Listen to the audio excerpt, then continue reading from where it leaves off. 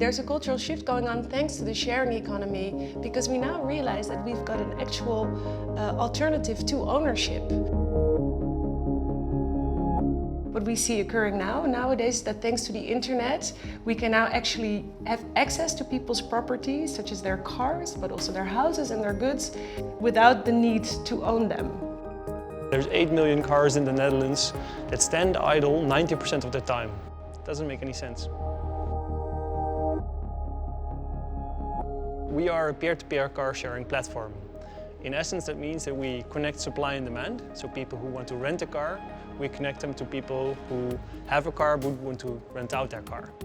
We are connecting to private lease agencies where people can get a private leased car and actually share it through Snapcar, thereby lease it for a very cheap price. We see the private leasing market growing very fast in Europe. And I think it's because of people are changing from car ownership to car usage.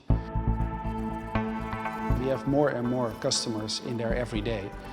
And I think it's a great opportunity for the sharing platforms to have access to that community of high quality vehicles. If your personal circumstances change, you can switch from a family car to a convertible or the other way around, and it gives enormous flexibility.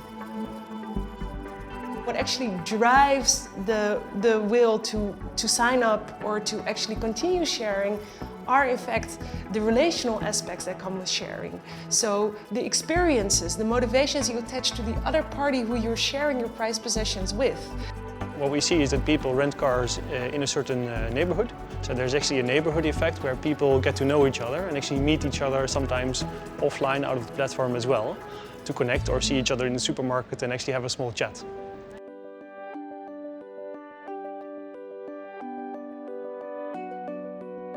The question is, what will the automotive industry look like in 10-15 years? It's essential that they get into car sharing. Why? Because if you look at my generation or the generation of millennials, they really don't care about the ownership of cars. If they can make the choice, they would prefer access over ownership. So they buy far less cars. So if you want to secure the generation of the future, you need to get on board now. And if you don't, somebody else will take your place and you might miss the boat. Looking at the future, we believe that technology will drive this even further. And what we also believe is that the growth of the private lease market will fuel the sharing platforms and the other way around. So it will go hand in hand. And that's a challenging future ahead of us.